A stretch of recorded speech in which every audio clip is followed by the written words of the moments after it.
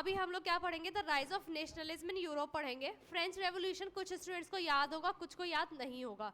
अब बात आती है कि मैम हम इंडिया की पढ़ रहे, वही इंपॉर्टेंट है, ठीक है। अब फ्रांस तक, यूरोप तक हम लोग पहुंच रहे हैं, तो हमें प्रॉब्लम होगी या नहीं होगी? होगी। हमें नहीं समझ में आता, बोरिंग लगता है, पर हम चीज़ों को रिलेट करने की कोशिश करेंगे। आप पॉइंट्स लिख सकते हैं, अपनी नोटबुक में बना सकते हैं, कहीं डाउट होता है पूछ सकते हैं, ठीक है। फ्रेंच रेवोल्यूशन के बारे में एक छोटा सा आइडिया मैं आप लोगों को दे देती हूँ सारी चीज़ों का। फ्रेंच रेवोल्यूशन कब स्टार्ट हुआ था? 1789 में। एक रूलर था जो कि 1774 में पावर में आता है, जिसका नाम था लुइस किंग, लुइस 16, ठीक है, किंग लुइस। तो उनका क्या था, बी क्विक, उनका क्या था कि जब वो पावर में आए तो उनका जो एम्पायर था वो ऑलरेडी इतनी अच्छी कंडीशंस में नहीं था। नेक्स्ट टाइम पर आ जाना, ओके। और बिल्कुल साइलेंट, किसी का भी मुझे स्माइलिंग फेस दिख गया ना बात करते हुए, और सब लोग अपने मुंह पे से हाथ हटाओ सबसे पहले, सबके हाथ नीचे होने चाहिए, मैं क्लास से आउट कर दूंगी, ठीक है। तो क्या हुआ था फ्रेंच रेवोल्यूशन में? लुइस 16 नाम के एक किंग थे। वो जब पावर में आते हैं 1774 में, तब वो देखते हैं कि उनके एम्पायर की कंडीशन अच्छी नहीं है, तो वो अपनी वाइफ के साथ उस एम्पायर को रन करने की कोशिश करते हैं, बट इतनी एफिशिएंटली नहीं, क्योंकि उन्हें पता नहीं था कि किस तरीके से सारा एडमिनिस्ट्रेशन वर्क करता है। उनकी जो वाइफ थी वो कौन थी? Mary Antoinette. वो कहाँ की थी प्रिंसेस थी? ऑस्ट्रिया की प्रिंसेस थी। उन्होंने थोड़ी बहुत पावर अपने हाथ में ले ली कि मेरे हस्बैंड को तो एक लग्जरी लाइफ जीनी है, तो मैं थोड़ा बहुत कुछ रन करके देखती हूँ, बट वो भी नहीं कर पाई थी, क्योंकि उनके पास ऐसे लोग थे जो कि हर टाइम उनकी बटरिंग करते रहते थे, तो वो भी इतनी एफिशिएंटली वर्क नहीं कर पाती है। और 1789 में एक रेवोल्यूशन आता है। रेवोल्यूशन मतलब लोग आ जाते हैं रोड पर और बोलते हैं कि इस किंग को हटा के रखेंगे। तो सबसे पहले वो एक प्रिजन पे अटैक करते हैं, वहाँ से कुछ लोगों को आज़ाद करते हैं, एम्यूनिशन कलेक्ट करते हैं। ये सब देखते ही किंग डर जाता है कि मे बी अगर मैंने इनकी बात नहीं मानी तो ये क्या कर देंगे, मुझे भी हटा देंगे। और वहाँ पर क्या बनती है? नेशनल असेंबली बनती है और कॉन्स्टिट्यूशनल मोनार्की बनती है, ठीक है।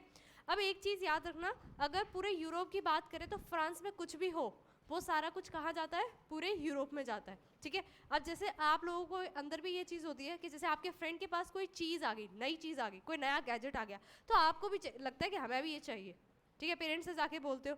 तो इसी तरीके से फ्रांस में कोई नई चीज़ आई तो लोगों को ये कि ये हमारे नेशन में भी आना चाहिए, तो वही रिजल्ट करता है the rise of nationalism in Europe, ठीक है। अब क्या हुआ था? 1789 के बाद कॉन्स्टिट्यूशनल मोनार्की आ जाती है 1791 में, जो कि ऑलमोस्ट एक साल चलती है। उसके बाद आ जाता है जैकोबिन क्लब, या कह सकते हैं नेशनल असेंबली वर्क में रहती है। फिर पावर में आते हैं 1799 में कौन? कौन? नेपोलियन बोनापार्टे, ठीक है। वैसे तो वो 1997 से ही एक्टिव हो जाते हैं, ठीक है, 97 से एक्टिव हो जाते हैं, बट 1999 में आते ही उनका पूरा कंट्रोल हो जाता है, ठीक है। उसके बाद होता है 1804। 1804 में क्या होता है? नेपोलियनिक कोड पास होता है, ठीक है। नेपोलियनिक कोड साइन करते हैं ना नेपोलियन। उसमें क्या था, कुछ लोगों को कुछ पावर्स वगैरह दी गई थी, नॉर्मल एक कोड जैसा था, जिससे लोगों की लाइफ थोड़ी बेटर हो गई थी। तो ये सब पुराने लेक्चर की बात है, क्लास 9th की बात है, हम भूल गए थे, थोड़ा बहुत हमने रिकॉल कर दिया, थोड़ा बहुत आइडिया हमें लग गया। Yes,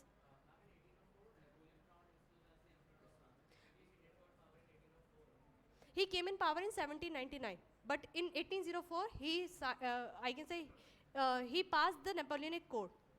The Napoleonic Code came into force, okay. सो अब इसमें हम लोग क्या पढ़ेंगे? इंट्रोडक्शन पढ़ेंगे, क्यों हुआ ये सब, French revolution, idea of nationalism, दोबारा से इसको पढ़ेंगे, the making of nationalism in Europe पढ़ेंगे, the aristocracy and the new middle class पढ़ेंगे हम लोग, ठीक है। तो ईयर्स के आइडिया आप लोग को लग गया होगा। अब सब कुछ स्टार्ट होता है एक पिक्चर से। एक पेंटर थे, 1848 की बात है मैम, अभी तो हम 1799 पे थे, आप सीधे यहाँ ले गई, लगता है ना 50 साल आगे लेकर चली गई मैम। तो उस टाइम पर एक फेडरिक सोरियो नाम के एक आर्टिस्ट थे, उन्होंने ये पिक्चर बना दी, और इस पिक्चर के बनते ही हमारा सिलेबस थोड़ा सा बढ़ गया, 1-2 पेज ऐड हो गए हमारे सिलेबस में, कुछ चीज़ें ऐड हो गई। क्या? इन्होंने ये पेंटिंग बनाई, ये इनकी इमेजिनेशन थी। अब जैसे मैं एक इमेजिन कर लेती हूँ कि आगे आने वाले फ्यूचर में एक टाइम मशीन आ जाएगी, आप लोग बोलेंगे क्या मैम कैसी बातें कर रहे हो, टाइम मशीन कैसे आ सकती है, ऐसी कोई डिस्कवरी हो सकती है? नहीं, ठीक है। तो पर आज से 1000 ईयर पहले क्या लोगों ने सोचा था कि मोबाइल आएगा? नहीं, ठीक है। तो इसी तरीके से ये इमेजिनेशन किसकी थी? फ्रेडरिक सोरियो की थी। उन्होंने क्या बताया था कि ये जो लोगों के फ्लैग है ना, ये कुछ नेशन है, ये एक गेट है, एक तरीके से समझो।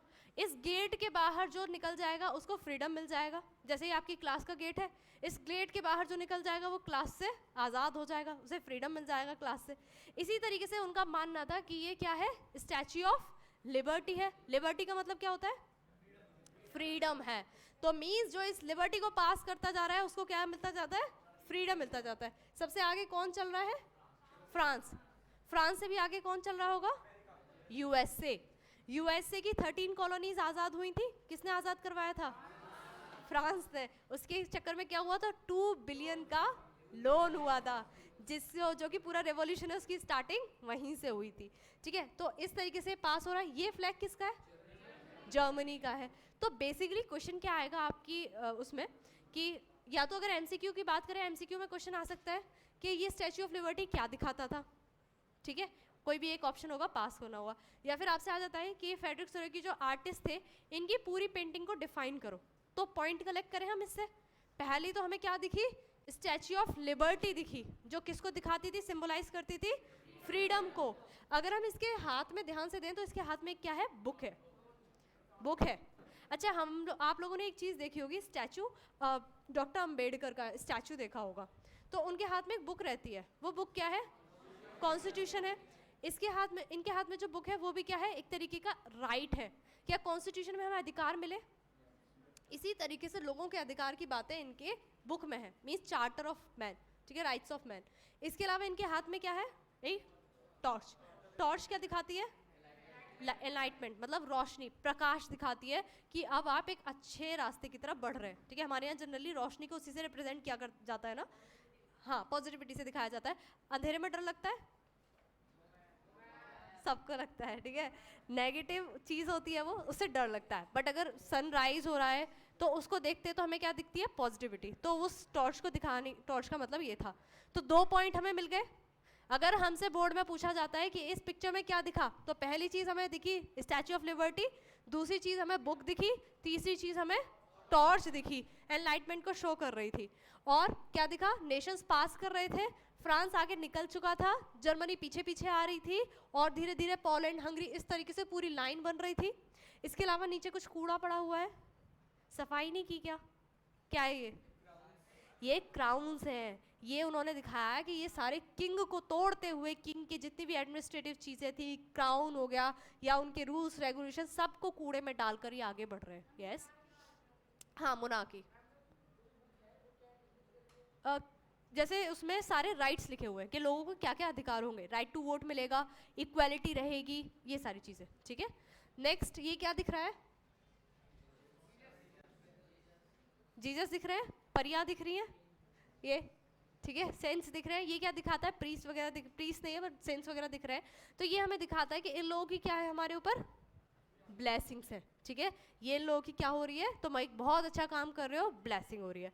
तो फ्रेडरिक सोरेयू की यही पूरी एक आपकी रिप्रेजेंटेशन है पूरी इसकी आपकी पेंटिंग की। तो इसमें क्या दिखाया इन्होंने, डेमोक्रेटिक एंड सोशल रिपब्लिक्स को दिखाया। इसमें मैन पीपल ऑफ यूरोप दिखाए, अमेरिका के मैन एंड वुमेन दिखाए। क्या सारी एजेस के लोग हैं, कुछ बच्चे भी हैं इसमें। ठीक है, कुछ बच्चे भी इसमें दिखाए हैं। तो सबको दिखाया है, ऐसा नहीं कि मैन ही मैन या वुमेन ही वुमेन, सबके लिए इक्वलिटी दिखाई है इन्होंने। लॉन्ग ट्रेन है, सब आगे जा रहे हैं। ठीक है, आगे जा रहे हैं, स्टैच्यू ऑफ लिबर्टी से पास होते जा रहे हैं। लिबर्टी क्या है, एक फीमेल फिगर है। ठीक है, हाथ में क्या है, टॉर्च, डिस्कस कर चुके हैं हम लोग, तो सिर्फ मैं बस आपको यहाँ पे बता रही हूँ। ठीक है, एक हाथ में क्या है, charter of rights of man. Charter of rights of man का मतलब जिसमें आपकी एक ऐसी किताब जिसमें आपके अधिकार लिखे हों। मैं एक बुक लेकर आती हूँ कल क्लास में, मैं बोलती हूँ आप लोगों को क्या क्या मिलेगा, वो इसमें लिखा हुआ है, क्या क्या अधिकार हैं आपके पीडब्ल्यू के अंदर, वो इसमें लिखा हुआ है। तो वो क्या हो गया, चार्टर ऑफ स्टूडेंट्स। पर यहाँ पे किसकी बात हो रही है, मैन। ठीक है, तो चार्टर ऑफ मैन उनके एक हाथ में था। और अर्थ पे क्या पड़ा हुआ है, shattered remains of symbols of absolute institutions, means king से रिलेटेड चीज़ें, मोनार्की से रिलेटेड चीज़ें कहाँ पड़ी हुई हैं, ज़मीन पे फेंकी हुई हैं लोगों ने। ठीक है, अब तक ये पिक्चर हमें समझ नहीं आती थी। ट्रू बी ऑनेस्ट, जब मैं क्लास 10th में थी तो मुझे ये नहीं समझ आया था कि ये पिक्चर क्या रिप्रेजेंट कर रही है, ये क्या है। ऐसा किसी के साथ है, जैसे मैं डाउट में थी, सबको क्लियर हो गया, किसी को कोई डाउट, किसी को भी कोई पॉइंट जो दोबारा समझना है। यस यूएसए आगे निकल चुका है, पास हो गया, ठीक है। हाँ पिक्चर में नहीं है बट रिप्रेजेंटेशन उसका था, मतलब अगर हम इसको ब्रॉड सेंस में देखें ना तो इसमें दिखाता है, ठीक है। नेक्स्ट आती है आपका, नेक्स्ट पेज की तरफ बढ़ते हैं। इसके अलावा इनकी एक यूटोपियन विजन था। यूटोपियन विजन का मतलब क्या होता है?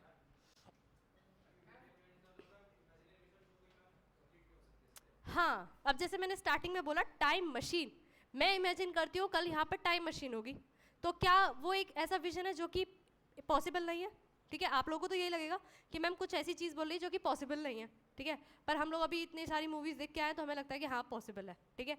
बट एक्चुअल में वो अभी पॉसिबल नहीं है, तो लोगों को क्या लगा कि ये पागल हो गया, ऐसा कुछ पॉसिबल हो नहीं सकता, ये एक यूटोपियन विजन है, ये सिर्फ एक इमेजिनेशन है, और इमेजिनेशन कभी भी सच नहीं हो सकती। तो उनका मानना क्या था? उनका मानना ये था कि सब लोग यूनाइट हो जाएं, सब लोगों को आज़ादी मिल जाए, लिबर्टी मिल जाए, और सबका एक यूनिफिकेशन हो जाए। यूनिफिकेशन का मतलब सबकी अपनी अपनी टेरिटरी हो जाए। पहले क्या देश हुआ करते थे? नहीं, पहले क्या हुआ करते थे? एम्पायर्स हुआ करते थे, ठीक है। तो कोई बाउंड्री नहीं थी। अब इसके अलावा देखो, ये इसमें बातें और डिटेल में लिखी हुई है। जर्मनी का black, red and golden flag था, ठीक है। जर्मनी का फ्लैग ये है, फ्रांस का फ्लैग ये है, उसी तरीके से और नेशंस के भी पीछे की तरफ फ्लैग है। कौन कौन लोग आ रहा है जर्मनी के पीछे? ऑस्ट्रिया है, पोलैंड दिखी, इंग्लैंड दिखी, आयरलैंड दिखी, हंगरी दिखी, रशिया दिखी। मीन्स सब में क्या है? सब में क्या है? मोनार्क है। सब मोनार्क को छोड़ते हुए कहाँ बढ़ रहे हैं? फ्रीडम की तरफ, ठीक है। हेवन से क्या आ रहा है? क्राइस्ट, सेंस, एंजल की क्या हो रही है? अपनी उनकी कृपा हो रही है, ब्लेसिंग्स मिल रही है उनको, फ्रेटर्निटी मिल रही है, सारे नेशंस के ऊपर उनकी ब्लेसिंग्स शावर कर रही है।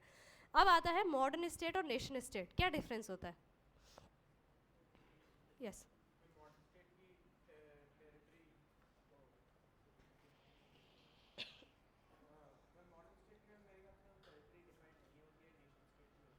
ओके, और कोई मॉडर्न स्टेट और नेशन स्टेट में डिफरेंस?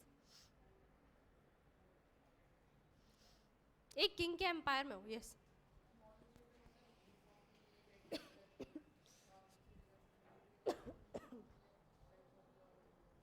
और नेशन स्टेट? अच्छा नेशन स्टेट बताया, ठीक है। तो थोड़ी लाउड रखना वॉइस नेक्स्ट टाइम, ठीक है। अब मैं बता देती हूँ नेशन और इसमें डिफरेंस क्या है। मॉडर्न स्टेट का मतलब है कि आप ना एक ऐसी जगह पर हो जहाँ पर एक रूलर है। जैसे इस क्लास में अगर हम ले, आप लोग क्या मान लो अपने आप को? सिटीजन्स, और मैं यहाँ की रूलर। यहाँ पे कितने रूलर हैं? सिंगल यूलर, ठीक है। जो चीज़ें होंगी वो मेरे अकॉर्डिंग होंगी, ठीक है। पर नेशन स्टेट्स में ऐसा नहीं होता। वहाँ पर क्या होता है, वो ऐसे लोग होते हैं जिनकी एंसेस्ट्री या फिर कह सकते हैं ना पेडिग्री सेम होती है। जैसे अब आप लोग सब इंडियंस हो, क्या आप एक ही जगह से आए हो? हाँ। आपकी लैंग्वेज एक है? हाँ। क्या आपकी हिस्ट्री सेम है? हाँ, ठीक है। हाँ लैंग्वेज से बोला नहीं मैम, लैंग्वेज सेम नहीं है, हमारा साउथ का अलग है। हाँ बट लैंग्वेज डिफरेंट है, बट एक चीज़ आती है कि हम लोग एक ही ओरिजिन रखते हैं, संस्कृत से आए हैं हमारा, ठीक है। सारा पहले कुछ संस्कृत बोला जाता था, अब कुछ अच्छे बच्चे आएंगे, नहीं मैम हम तो आर्यंस हैं। आर्यंस पता है कौन थे? जो मतलब अकॉर्डिंग टू बुक्स, एंड कुछ बुक्स में ये लिखा हुआ है या कुछ लोगों का ये मानना होता है कि जो द्रविडियंस थे ना वो यहाँ के ट्रू नेटिव्स थे इंडिया के, ठीक है। और जो कि जब आर्यंस, जो सेंट्रल इंडिया है ना वहाँ से कुछ लोग यहाँ पर आते हैं, उनको आर्यंस बोला जाता है। वो अलग लैंग्वेज बोला करते थे, एंड जो जैसे सेंट्रल इंडिया में लोग होते हैं ना आपके तुर्कमेनिस्तान और कजाकिस्तान वगैरह में, इधर रशिया वगैरह रीजन में ऐसे लोग हुआ करते ना, ऐसे यहाँ पर आए थे। यहाँ पर वो धीरे धीरे जो द्रविडियंस हैं उनको साउथ में शिफ्ट कर दिया। तो जो साउथ इंडियंस हैं वो कंसिडर करते हैं कि हम लोग ट्रू इंडियंस हैं, एंड जो हम लोग हैं, हम लोग क्या हैं? Mix of Aryan and Dravidian, ठीक है। तो बहुत सारी चीज़ें हैं, अब हम अगर जाएंगे तो और डेप्थ में चला जाएगा ये चीज़ें। तो अभी हम देख रहे हैं कि मॉडर्न स्टेट क्या होती है, कोई एक रूलर होता है, एक एम्पायर होता है, बाउंड्रीज फिक्स नहीं होती है, बट ये लोग थोड़े क्या होते हैं? रिच होते हैं, और मतलब उसी को मॉडर्न स्टेट कैटेगराइज किया जाता है कि मॉडर्न तो बन चुके हैं पर नेशनलिस्ट की फीलिंग नहीं है, ठीक है। अब यहाँ पे मैं काफ़ी सारी कंट्री से बच्चे बिठा देती हूँ, क्या उनके अंदर नेशनलिस्ट की फीलिंग होगी कि आपका ये जो रूम है यही नेशनल है? नहीं, ठीक है। तो नेशनलिज्म की फीलिंग नहीं है, बस मॉडर्न आप हो चुके हो। नेशनलिज्म में क्या होता है? इंडिया की फीलिंग है, हाँ है। नेशनल एंथम अभी बजेगा तो सारे के सारे खड़े हो जाओगे यहाँ पर कि मैम हमारा नेशन है, तो वो एक स्पिरिट, ठीक है। अब आती है the French revolution and the idea of nation. मैंने वैसे आपको आइडिया दे दिया था स्टार्टिंग में, बट ये दोबारा से है। ये कौन है? लुइस 16। ये क्या हो रहा है? फ्रेंच रेवोल्यूशन, ठीक है, फ्रेंच रेवोल्यूशन हो रहा है, ठीक है। The first clear expression of the nationalist came from the French revolution. पहली बार किसी ने सोचा था कि हम इंडिपेंडेंस ले सकते हैं, हम आज़ाद हो सकते हैं, हमें फ्रीडम मिल सकता है, वो किस में आया था? फ्रेंच रेवोल्यूशन के थ्रू आया था। फ्रेंच रेवोल्यूशन सच में कोई चीज़ नहीं थी, वो सिर्फ एक एक्सपेरिमेंट किया गया था एंड जो कि सक्सेसफुल हुआ एंड उसी के बेसिस पे सारे नेशंस जो थे यूरोप में वो वर्क करने लगे, ठीक है। तो फ्रेंच रेवोल्यूशन क्या था? बस एक एक्सपेरिमेंट था, ठीक है। तो ये अब आता है, इसमें क्या हुआ था? सॉवरेनिटी की जो आपकी पावर थी, ट्रांसफर हुआ था, वो किससे हुआ था? मोनार्क से किसके पास हो गया था? लोगों के पास। ये कौन है? कैसा भी हो, लुई 16 ही होगा, है ना। कोई भी रूलर दिखा रहे हैं तो लुई 16 ही होगा, ठीक है। अब आता है कि अब आपके अंदर सोचिए, अगर हम यहाँ से 100 साल पहले चलते हैं, किस ईयर में पहुँच जाएंगे हम? 1923। क्या हम आज़ाद होंगे उस टाइम पर? क्या आपके पास नेशनल फ्लैग होगा? नेशनल एंथम शायद बन गया हो, या नेशनल सॉन्ग क्या बन गया हो शायद। क्या स्कूल्स में बोला जाता होगा? नहीं। क्या अगर आप नेशनल सॉन्ग सुनते हो या एंथम सुनते हो तो फीलिंग आती है कि हाँ नेशन है? क्या कोई प्लेज लेते थे उस टाइम? अभी लेते हो ना प्लेज, ठीक है। तो वो प्लेज उस टाइम हुआ करती थी? नहीं हुआ करती थी, ठीक है। तो वो सब चीज़ें आपको क्या करती हैं? यूनाइट करती हैं, ठीक है। वो सब चीज़ें क्या करती हैं? आपको यूनाइट करती हैं। क्या भारत माता की जय बोलते हैं हम लोग?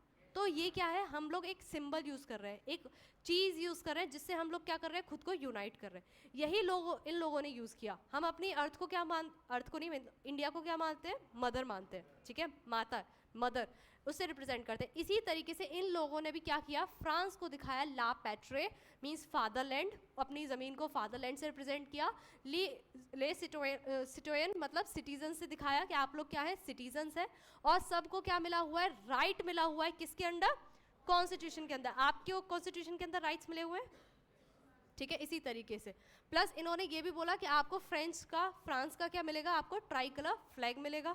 अगर आप फ्लैग देखते हो तो उसका अगर कहीं पे कोई इंसल्ट कर रहा है या कुछ हो रहा है तो आपको बुरा लगता है, ठीक है, गुस्सा भी आता है।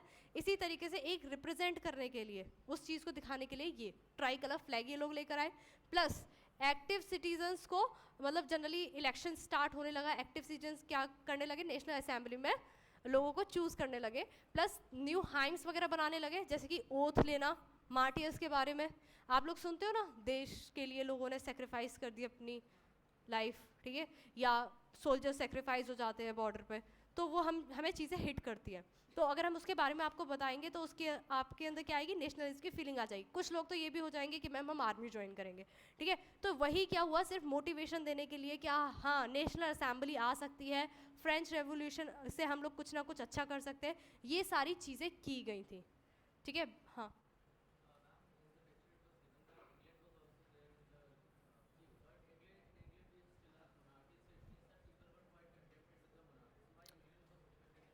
ओके, सो इसका रीज़न है, देखो मोनार्की का क्या रहता है, मोनार्की का क्या रहता है कि उस टाइम पर या पहले से ही हम लोग क्या बिलीव करते हैं कि हमारे ऊपर एक लीडर होना चाहिए।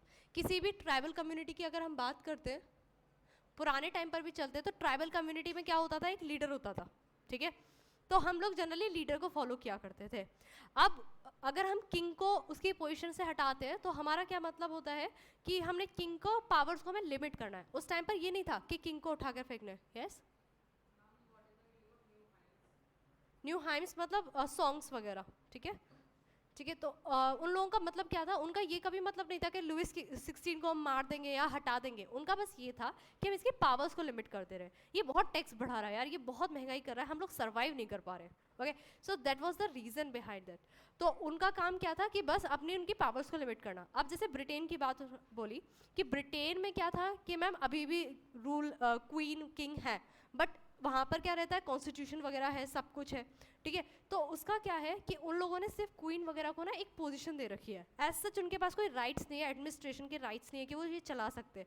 बस उनको रेस्पेक्ट देने के लिए वो फैमिली वहाँ पर एग्जिस्ट करती है, बट इन फ्यूचर वो भी हट जाएगी, ठीक है। तो अब जैसे आज के टाइम पर भी कुछ नवाब्स होते हैं, किंग्स होते हैं। अगर आप कभी राजस्थान वगैरह विजिट करो, हमारे यहाँ भी है, पर हमारे एज सच एब्सोल्यूट पावर नहीं दी हुई है, क्योंकि हमारे इंडिया के ऊपर, टोटल एम्पायर के ऊपर कभी एक रूलर रहा ही नहीं। ब्रिटेन छोटी कंट्री थी तो वहाँ एक रूलर था तो एक को बना दिया। अब कल अगर हम इंडिया का कोई एक ऐसा किंग लेकर आते हैं कि हम इंडिया में किंग का रिप्रेजेंटेशन देंगे, तो कोई साउथ से आएगा कि मैम मैं साउथ में किंग था, कोई बोलेगा मैं आइलैंड्स में किंग था, कोई ट्राइबल कम्युनिटी से आ जाएगा कि मैं अपने यहाँ का किंग हूँ, ठीक है। तो उस चीज़ को हम नहीं कर सकते, बट ब्रिटेन एक छोटी कंट्री थी तो वहाँ पर अभी भी वो चीज़ चल रही है, ठीक है। सेंट्रलाइज एडमिनिस्ट्रेशन लेकर आए, यूनिफॉर्म लॉज लेकर आए। ये पॉइंट बहुत ज़्यादा इंपॉर्टेंट है कि फ्रेंच पीपल ने क्या किया था। ये सब किससे पहले की बात हो रही है? फ्रेंच रेवोल्यूशन से पहले की। मतलब जब सारी प्लानिंग हो रही है ना, जब सारी प्लानिंग हो रही है कि क्या करके हम लोग क्या ले आए, नेशनलिज्म की फीलिंग ले आए। ओके, समझ में आया सबको?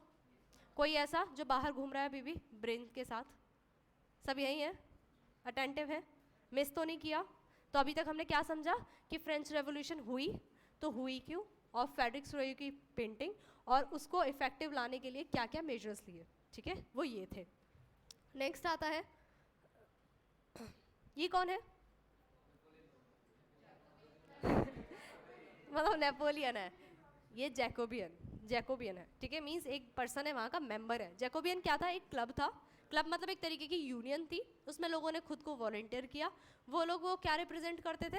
वो लोग रिप्रेजेंट करते थे फ्री या लिबर्टी, या कह सकते थे कि हम कॉन्स्टिट्यूशन की तरफ है, हम किंग का साथ नहीं देंगे, ठीक है। तो internal custom duties and dues were abolished, ये उसी का पार्ट है। 5 पॉइंट्स लिखने के आएंगे, अच्छे से लिख दोगे। फ्लैग याद रखना, सॉन्ग याद रखना, हाइम्स वगैरह याद रखना, सेंट्रलाइज अथॉरिटी याद रखना, यूनिफॉर्म लॉज याद रखना। इसके अलावा ideas of la patrie, fatherland and citizen के बारे में भी याद रखना। नेक्स्ट आप ये भी ऐड कर सकते हो। अब अच्छा, एक चीज़ करते हैं हम कि आपकी 3 रोज हैं यहाँ पर। मैं कह देती हूँ ये वाला जो रो है, ये सब रुपीज़ में डील करेंगे। मैंने बोला ये सब किस में डील करेंगे? डॉलर में डील करेंगे। और ये सब किस में डील करेंगे? रूबल में डील करेंगे। तो क्या चीज़ें इजी हो जाएंगी? नहीं, बहुत कन्फ्यूजन होगा कि मैम इसने इतना दिया, इसने इतना दिया, तो हम इसे कैसे माने? तो उन सब को हटाकर क्या लेकर आए? यूनिफॉर्म सिस्टम लेकर आए। या मैं वेट डिफरेंट कर दूं कि कोई केजी में मेजर कर रहा है सॉलिड को, कोई लीटर में मेजर कर रहा है सॉलिड को, तो कन्फ्यूजन होगा बहुत। तो उन सबको हटाकर के क्या लेकर आए? यूनिफॉर्म सिस्टम प्लस लैंग्वेज, ठीक है। लैंग्वेज बहुत इंपॉर्टेंट रोल प्ले करती है जब आप किसी कंट्री को यूनाइट करते हो, ठीक है। आप दूसरे नेशन की, अभी आप लोगों ने सुना होगा कि बहुत लोग बोलते हैं कि हम किसी दूसरे नेशन की लैंग्वेज पे ज़्यादा फोकस करते हैं in comparison to our language, है ना। संस्कृत हम लोगों ने बिल्कुल ख़त्म कर दी है, या ऐसे टर्म्स हम लोग जनरली अपनी लाइफ में सुनते रहते हैं।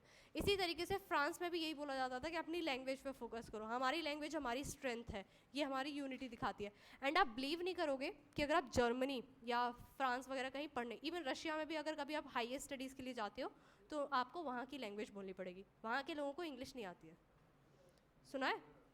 जर्मनी में भी कुछ, मतलब ऐसा नहीं है कि बिल्कुल नहीं आती है, कुछ लोग बोल लेते हैं जो बाहर से आए हुए हैं।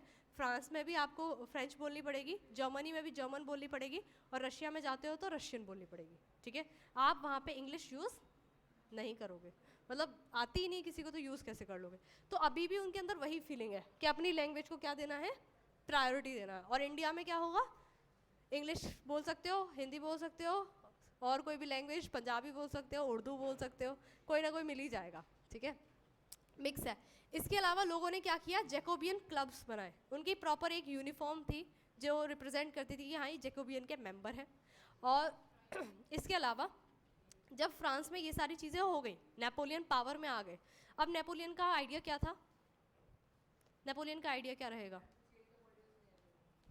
हाँ, चेंज द सिनेरियो, मीन्स बाकी जो नेशंस फेस कर रहे हैं उसको मैं कुछ चेंज कर दूँ, ठीक है। तो वो क्या करने लगे? हॉलैंड, बेल्जियम, स्विट्जरलैंड जैसे देशों में जाने लगे। वो क्या जाने लगे?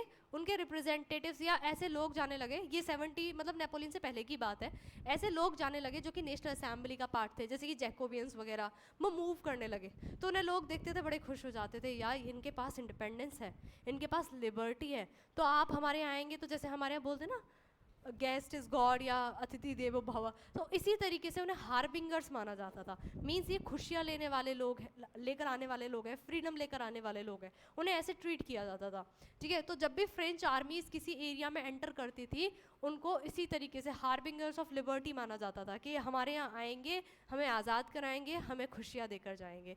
ऐसी कुछ सोच हुआ करती थी लोगों की। अब हम ये कहाँ पर घुस चुके हैं? नेपोलियन पार्ट में आ गए। अब रोल ऑफ नेपोलियन, देखो नेपोलियन है सिविल कोड लेकर आए थे, या फिर उसे नेपोलियनिक कोड भी बोलते हैं 1804 में, ठीक है। ये बहुत अच्छे रूलर कह सकते हैं हम लोग in comparison to Louis 16। Louis 16 बहुत परेशान कर रहा था लोगों को, कुछ समझ नहीं आ रहा था उन्हें, ठीक है। टैक्सेस बढ़ रहे थे, ब्रेड नहीं था, पॉपुलेशन बढ़ रही थी, सारी चीज़ें, कोई एडमिनिस्ट्रेशन नहीं था, ठीक है। बट अब ये क्या करेंगे, नेपोलियन आकर सारी चीज़ों पर कंट्रोल लेकर आएंगे, ठीक है। ये क्या लेकर आएंगे, इक्वालिटी लेकर आएंगे, और सारे एरियाज में जैसे सबसे पहले तो इन्होंने क्या खत्म किया, फ्यूडल सिस्टम। क्या होता है feudal system? System of landlords. जमींदार याद है, इंडिया में जमींदारी हुआ करती थी, हमें पता नहीं है पर कुछ तो था, हमें सुना तो है जमींदारी। पता है किसी को जमींदारी? यस बताओ, कोई भी बताओ। यस,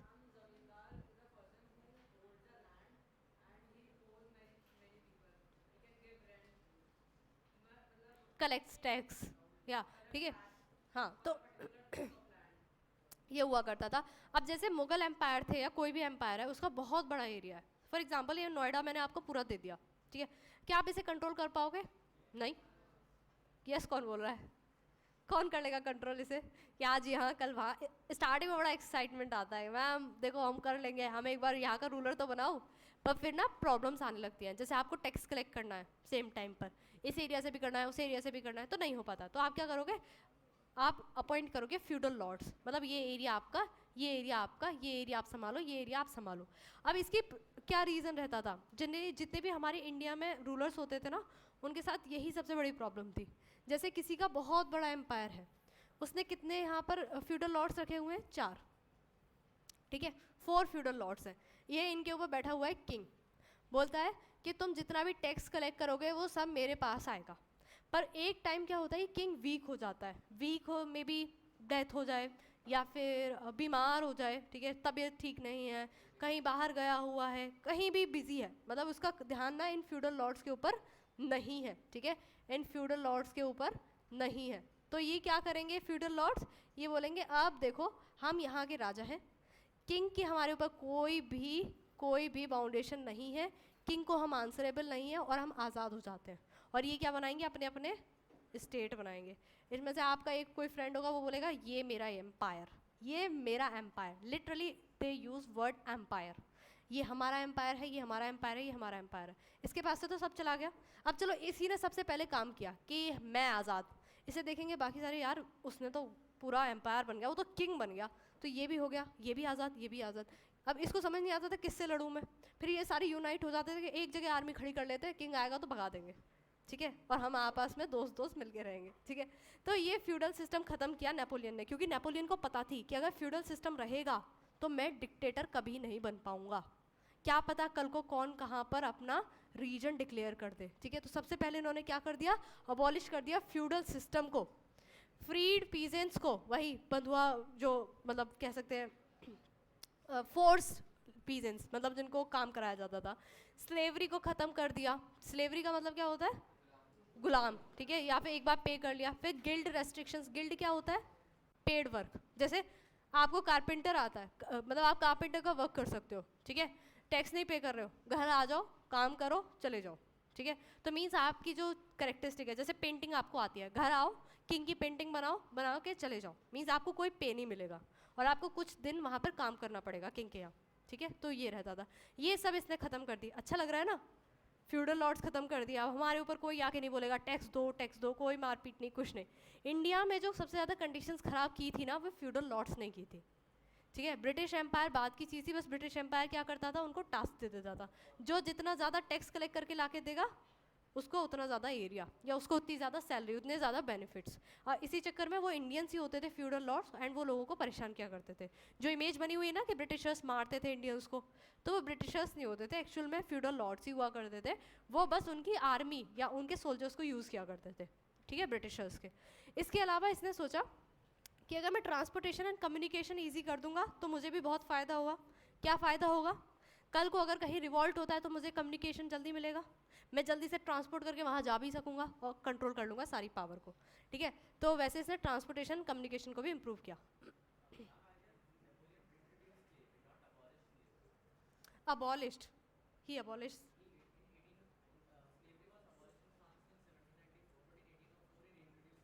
इन्होंने फीजेंस को स्लेवरी से हटाया था, ठीक है।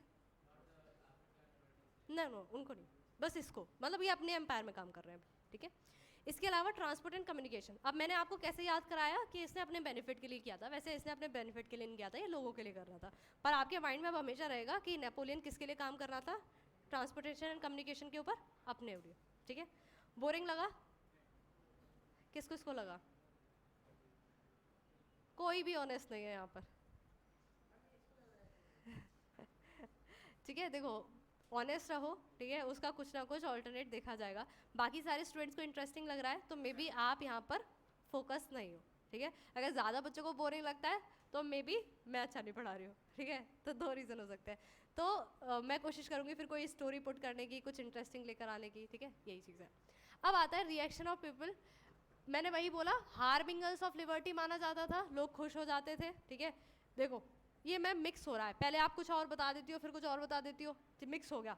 मैं बता देती हूँ स्टार्टिंग से। ठीक है, पेंटिंग देखी है, पेंटिंग सबको समझ में आई। सारी पावर किसके पास? इनके पास। अब आ जाते हैं आपके ब्लैंक स्लाइड, फिर आ जाती है आपकी नेशनल असेंबली। नेशनल असेंबली में ये सारे चेंजेस हुए, लोग बने यूनाइट, लोग नेशनल असेंबली लेकर आए, फ्रेंच रेवोल्यूशन में फतेह हुई, सब जीत गए, पूरा सब कुछ एम्पायर हमारे हाथ में आ गया था। फिर उसके बाद जैकोबियन क्लब इस्टेब्लिश हो गए। इसके बाद नेपोलियन आ जाते हैं 79 में। नेपोलियन ने कुछ चेंजेस करे, नेपोलियन चेंजेस करने के बाद बोलते हैं फ्रेंच आर्मीज को चलो दूसरे देशों में, चलो दूसरे देशों में, वहाँ पर क्या रखेंगे, अपनी बात रखेंगे, और मानते हैं तो ठीक है, नहीं तो वॉर कर देंगे। वॉर करने के बाद क्या होगा, हम अपना एम्पायर बढ़ाएंगे। लोग बोले यार अब जैसे तैसे तुम आए थे, थोड़ा बहुत खुशी मिली थी, अब तुम दोबारा ये काम करना शुरू हो गए जो लुइस 16 कर रहा था। भले लुइस 16 कोई काम नहीं कर रहा था, वो एम्पायर नहीं बढ़ा रहा था, पर तुम भी वही चीज़ कर रहे हो। तो लोग ना मतलब खुश नहीं थे कि आपको, मैं बोलती हूँ कि आपको ज़बरदस्ती आर्मी में जाना पड़ेगा, 18+ हो गए तो आपको आर्मी में जाना है, मानोगे? कुछ लोग हाँ कहेंगे ठीक है चले जाएंगे। और फिर इसमें भी क्या था कि दूसरे रूलर्स के वहाँ जाकर मीन्स रेस्ट नहीं दे रहा था ये, तो लोग थोड़ा परेशान थे। इसके अलावा ये जिस एरिया में जाता था उस एरिया में भी इतने सच बेनिफिट प्रोवाइड नहीं करता था, उन्हें टैक्स के लिए फोर्स करता था। अब जैसे अगर मैं किसी नेशन में जाती हूँ तो मेरी अपनी फीलिंग्स तो किसके लिए है, सेंटिमेंट्स किसके लिए, इंडिया के लिए। क्या मैं किसी और नेशन को भी ऐसे देखूंगी जैसे इंडिया को देख रही हूँ? नहीं, वही इनके साथ था। फ्रांस में तो ये अच्छा कर रहे थे, इनको था कि फ्रांस के लिए अच्छा करना है, बट और नेशंस के लिए इतने अच्छे नहीं थे। मतलब ऐसा नहीं कि कुछ बेटरमेंट में नहीं कर रहे थे, बट उस सेंटीमेंट या फिर कह सकते हैं उस इमोशंस के साथ, उस एफर्ट्स के साथ ये नहीं कर रहे थे वहाँ पर। ठीक है, increase taxation, censorship, force conscription into the French require the conquer the rest of the Europe. अब जैसे जैसे एरियाज में बढ़ते थे वहाँ पे टैक्सेस बढ़ाते चले जाते थे, वहाँ से पैसा कलेक्ट करते थे। स्टार्टिंग में लोग खुश हुए थे, हार्बिंगर्स ऑफ लिबर्टी आए हैं, फ्रेंच आर्मी आई है, नेपोलियन आए हैं, आज़ाद कराएंगे। बाद में पता चलता है नेपोलियन तो बहुत सारा टैक्स लगा गए, अब इसे भरना पड़ेगा, क्योंकि फ्रेंच आर्मी आगे बढ़ रही थी, एम्पायर को करना चाहती थी कॉन्क्वायर। अब ये सोचो कि आप हो सारे राजा, ठीक है, आपसे धीरे धीरे कोई टेरिटरी लेता जा रहा है, आपके माइंड में क्या आएगा, यार इसे हटाओ। यही था नेपोलियन के साथ। बाकी सारे रूलर्स देख रहे थे ये तो हमारे यहाँ पे भी आ जाएगा, क्या पता कल ये हमारे यहाँ आ जाए, तो उन्होंने सोचा इसका कुछ करना पड़ेगा। ठीक है, तो क्या होता है, बैटल ऑफ वाटरलू, पर वो बहुत आगे बता दिया मैंने, वो नेक्स्ट चैप्टर में आएगा, मतलब नेक्स्ट डे आएगा। तो अभी हम क्या चलते हैं, making of nationalism in Europe. ठीक है, अब तक किसके बारे में पढ़ा हम लोगों ने, फ्रांस के बारे में पढ़ा, फ्रांस में ही थे। अब कहाँ जा रहे हैं हम लोग, यूरोप में चल रहे हैं। इसमें एक एग्जाम्पल दिया हुआ है हैब्सबर्ग एम्पायर। ठीक है, हैब्सबर्ग एम्पायर कहाँ पे था, Austria, Hungary and Alpine region, यहाँ पे ये वर्क करता था। मतलब ये पूरा क्या है आपका हैब्सबर्ग एम्पायर है। ठीक है, हैब्सबर्ग एम्पायर एक एग्जाम्पल है। ठीक है, अब एक चीज़ याद रखना, यूरोप से ज़्यादा डाइवर्स कुछ नहीं था। बोलते हैं ना कि हमारी इंडिया डाइवर्स कंट्री है, डिफरेंट तरीके के लोग मिलते हैं, different caste, different religion, different language, different heritage, सब कुछ सुनते हैं। इसी तरीके से यूरोप में और ज़्यादा था। क्या हमारे यहाँ लैंग्वेज चेंज हो जाती है हर 100 किलोमीटर्स पे, ठीक है, एक्सेंट चेंज हो जाता है, वर्ड्स चेंज हो जाते हैं, पर मेन चीज़ रहती है। ठीक है, हिंदी बोल रहे हैं तो हिंदी बोलेंगे, पर उसका वे ऑफ स्पीकिंग अलग हो जाता है। कभी कोई बिहार गया है, उनकी लैंग्वेज डिफरेंट होती है, होती वो हिंदी है उनके अकॉर्डिंग, पर उसमें थोड़ा बहुत चेंज हो जाता है, जैसे अवध हो जाती है, ठीक है, या भोजपुरी हो जाती है। तो हम लोग क्या करते हैं, हर 100 किलोमीटर्स पे अपनी लैंग्वेज चेंज करते हैं। अब यहाँ से 100 किलोमीटर्स ट्रैवल करके हरियाणा में चले जाओ, टफ हो जाएगी लैंग्वेज, हार्श हो जाएगी। क्या हरियाणवी हो जाएगी, ठीक है। तो यही चीज़ थी, ऐसा ही कुछ इसके अंदर था। यूरोप के अंदर बहुत डाइवर्स लोग रहते थे, कोई कॉमन कल्चर नहीं था, कोई कॉमन लैंग्वेजेस नहीं थी। अब हैब्सबर्ग एम्पायर उसमें से एक एग्जाम्पल था। अब आती है aristocracy and new middle class. Ma'am ये क्यों बताया, ये क्यों बताया? ये इसलिए बताया कि किस तरीके से चीज़ें वर्क करती थी। अब आता है the aristocracy and the new middle class. Aristocracy कौन क्या होता है? मोनार्की, ठीक है। न्यू मिडिल क्लास का मतलब, यस,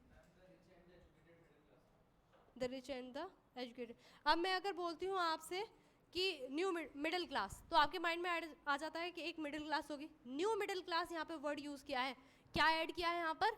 न्यू, तो मतलब कुछ नया बना होगा, मिडिल क्लास कुछ नई बनी होगी। क्या नई बनी होगी वो देखेंगे हम, ठीक है। Landed aristocracy was dominant class, पता है मैम, कब से तो यही समझते आ रहे हैं कि जितने भी रूलर्स थे वो डोमिनेंट थे। The members of this class were united by common way of life. Common way of life क्या थी? Luxurious life, no taxes nothing, बस एक लग्जूरियस लाइफ जीनी है, लोगों के ऊपर काम करना है। ये लोग क्या बोलते थे? फ्रेंच बोलते थे। इंडिया से बाहर जाओगे या इंटरनेशनल लेवल पे कोई काम करना है, कौन सी लैंग्वेज बोलोगे? इंग्लिश। ये लोग क्या बोलते थे? फ्रेंच बोलते थे, ठीक है। हाई सोसाइटी में क्या राजाओं में आपस में शादी हुआ करती थी, मैरिजेस हुआ करती थी, टाइस स्ट्रॉन्ग करने के लिए। लुइस 16 की शादी किससे हुई थी? कहाँ की प्रिंसेस थी? ऑस्ट्रिया। क्या हुआ लुइस 16 का? ससुराल। तो आगे जाके जब लोगों ने हरा दिया तो वो कहाँ पहुँचे? अपनी ससुराल पहुँचे कि मेरी हेल्प कर दो, ठीक है। तो उनको अपनी मैरिज का फ़ायदा हुआ, हुआ या नहीं हुआ? हाँ, बस इन्हीं कनेक्शंस की वजह से ऐसे शादी की जाती थी, ठीक है, ताकि स्ट्रॉन्ग कनेक्शंस रहे। अगर कोई किसी के ऊपर अटैक करता है कि हाँ वो दूसरा एम्पायर मेरा रिलेटिव है, मेरी हेल्प करने आएगा, ठीक है। क्या जो पावरफुल लोग होते हैं वो ज़्यादा होते हैं? नंबर ऑफ किंग ज़्यादा होते हैं? क्या आपके चीफ मिनिस्टर का नंबर 10 है? एक ही है? तो जिनके पास पावर होती है या जिनके पास स्ट्रेंथ होती है, एडमिनिस्ट्रेशन होता है, वो एक ही होता है, ठीक है। तो जो किंग थे या उनकी फैमिली थी वो कम नंबर में थे इन कंपैरिजन टू अदर्स। फीजेंस जो थे या थर्ड स्टेट जो थी कितनी परसेंट थी? 90%। 90% ऑफ फ्रेंड्स, 90% ऑफ फ्रेंड्स क्या थे? सब आपके फीजेंस थर्ड स्टेट थी। बाकी छोटा सा स्मॉल ग्रुप बचा, उसमें से सेकंड स्टेट और फर्स्ट स्टेट, ठीक है। The majority of population was made up of, किसकी बनी हुई है? Peasantry. And the bulk of land was farm by them, small owners. ये हम लोगों ने समझ ही लिया है। अब आती है न्यू मिडिल क्लास। ये एक टर्म है, क्या है ये? क्या लिख रहा है? कहाँ स्टार्ट हुआ था? इंग्लैंड में। यूरोप का ही पार्ट है। कहाँ पहुँचा होगा? यूरोप में। क्या इस टाइम तक हमारी इंडिया में भी कोई आ गया था? वास्को डी गामा आ गया था, वास्को डी गामा घूमते हुए। कहाँ का था? यूरोप का ही था, ठीक है। तो उसी तरीके से और लोग भी आए थे, और भी आपके यूरोपियंस आने लगे थे। तो इंडस्ट्रियलाइजेशन का कुछ फ़ायदा हो रहा था? हो रहा था। पॉल्यूशन बढ़ा रहे थे? बढ़ा रहे थे, ठीक है। तो ये सारी ये चीज़ें कर रहे थे। अब इंडस्ट्रियलाइजेशन कर कौन रहा था? बिजनेसमैन कर रहे थे। बिजनेसमैन किस क्लास में आते थे? थर्ड स्टेट में आते थे। तो किस में आते थे? थर्ड स्टेट में। अब थर्ड स्टेट में कोई पर्सन है, अब उसके पास क्या आने लगा है? पैसा आने लगा है। क्या वो अपने बच्चों को पढ़ाएगा, एजुकेट करेगा? अब पैसा आ गया, भूख से मरने की चिंता नहीं है, ठीक है। अभी अब कभी ऐसा नहीं होना कि स्कैरसिटी हो जाएगी फूड की, इतनी स्ट्रेंथ हो चुकी है कि अब हम सर्वाइव कर सकते हैं। अब वही मैंने एक क्लास में भी एग्जांपल दिया था, फिर से देती हूँ। अब सपोज़ मैंने आपको 3 दिन से खाना नहीं दिया और मैं हिस्ट्री पढ़ाऊँ, समझ में आएगी? नहीं आएगी। जेई नीट के बारे में बताऊँ, नहीं समझ में आएगा? नहीं आएगा कि मैम बचेंगे ही नहीं तो कहाँ से करेंगे जेई नीट। अब मैंने आपको खाना दे दिया तो वही चीज़ हुई। अब ये इतने स्ट्रांग हो चुके थे कि इन्हें फूड की, इन्हें बेसिक नीड्स की, बेसिक नेसेसिटीज़ की चिंता नहीं थी। तो अभी किस पे फोकस कर सकते थे? और फील्ड्स पे।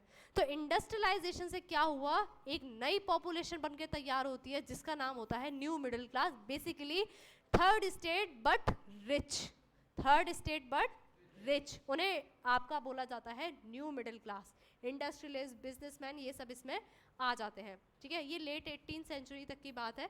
इसमें सब लोग कैसे होते हैं? एक एक पॉइंट देखो। एजुकेटेड है, liberal middle classes, that ideas of national unity इनके माइंड में आ चुकी है। अब इन्हें समझ में आ रहा है कि नेशनल यूनिटी जैसा कुछ होता है। क्यों? क्योंकि अब इनके पास खाना है, रहने के लिए जगह है, ऐसा नहीं है कि ब्रेड के लिए फाइट हो रही है, ठीक है। तो अब इंडस्ट्रियलाइजेशन ने काफ़ी सारी चीज़ें चेंज कर दी थी। Abolition of aristocratic privileges gained popularity. अब इनके माइंड में क्या आने लगा? पावर है हमारे पास। जब पावर आ जाती है किसी के पास तो क्या करता है वो? शो करता है, ठीक है। रोड पर भी वो शो करेगा कि मैं किससे हूँ, मैं पावरफुल हूँ, ठीक है। कोई रूल्स एंड रेगुलेशंस नहीं है, ठीक है। तो वो यहाँ पर होती है, ठीक है। जब भी फाइट होती है वो दिखाता है। तो देखो ये फीजेंस एंड सर्व्स है, मीन्स गरीब लोग हैं, थर्ड स्टेट है। ये क्या हुआ? इंडस्ट्रियलाइजेशन हुआ, क्या बन गए? New middle class. रिच दिख रहे हैं ये लोग, अच्छी ड्रेसेस हैं। अब ये किसके बारे में सोचेंगे? सर्व्स का मतलब भी वही होता है, मतलब जब आप बॉन्डेड लेबर की बात करते हैं ना, तो सर्व्स भी उसी में आ जाता है। Artist of the time of French revolution, ये क्या होता है? लिबर्टी। मतलब हैंड रेज भी कर रहे हो और आंसर भी दे रहे हो, ठीक है। तो इसका आंसर सोशलिज्म होगा। हाँ, लिबर्टी होगा, ठीक है, राइट। तो इसका आंसर सोशलिज्म नहीं है, मोनार्की नहीं है, रिलीजन नहीं है। क्या था लिबर्टी के हाथ में? टॉर्च, सबको याद है। दूसरा क्या था? वो charter of rights of man, ठीक है। Charter of rights of man. Next,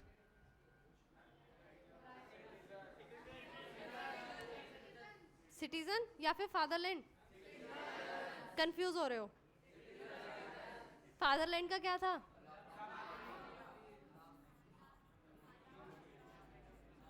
Motherland का क्या है? हमारे यहाँ है ये, ठीक है। इनका क्या पास क्या ट्राई कलर फ्लैग था।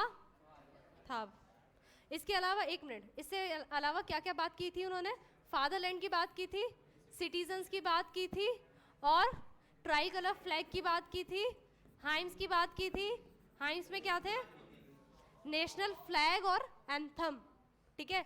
नेशनल फ्लैग, सॉन्ग और एंथम की बात की थी। इसके अलावा सेंट्रल एडमिनिस्ट्रेशन की बात हुई थी और लैंग्वेज की बात हुई थी। हाँ, स्टैंडर्ड वेट एंड मेजर्स की बात हुई थी। एक एक पॉइंट माइंड में रहना चाहिए, ठीक है।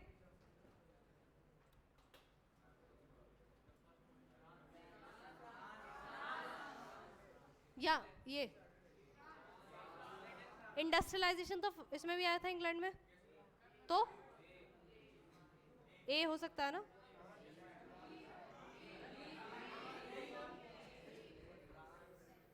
देखो, किसी की बात से इन्फ्लुएंस नहीं होना चाहिए। यही होता है जब आप एग्जाम में बैठे होते हो, फ्रेंड की कॉपी में दिखता है ऑप्शन ए, हमारे ऊपर ट्रस्ट रहता नहीं, हम ही गलत होंगे, वो सही है, और हम मार्क करके आ जाते हैं आंसर ए, पर हमें लग रहा होता है बी। क्या इंग्लैंड के बारे में कहीं पढ़ा हम लोगों ने? कहीं नहीं पढ़ा। हमने बस इतना पढ़ा था, इतना पढ़ा था। क्या पढ़ा था इंग्लैंड के बारे में? इंडस्ट्रियलाइजेशन पढ़ा था, ठीक है।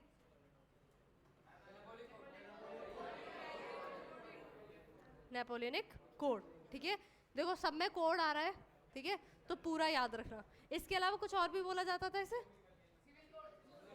सिविल कोड, ठीक है। इसके अलावा सिविल कोड ऑफ 1804, ठीक है। क्वेश्चन लिख लो, होमवर्क। वैसे आंसर मैंने बता दिया है, बट फिर भी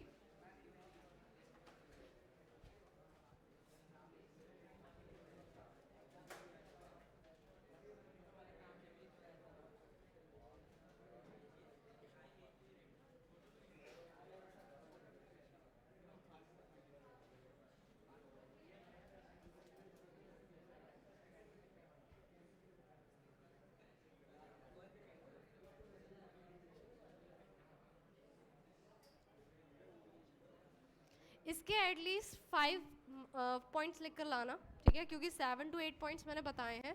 तो अगर ये 5 मार्क्स में आता है तो 5 पॉइंट्स एटलीस्ट होने चाहिए, ठीक है। 5 मार्क क्वेश्चन है ये।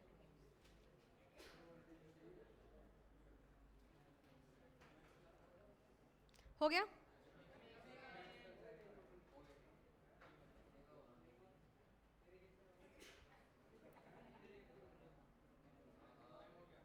गया, डन।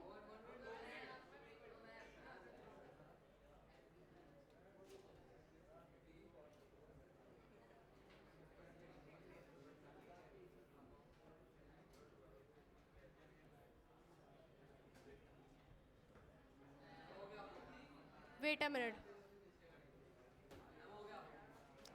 ठीक है। सो आई होप ये सबने लिख लिया होगा, चैप्टर समझ में आया। And so thank you so much for listening me.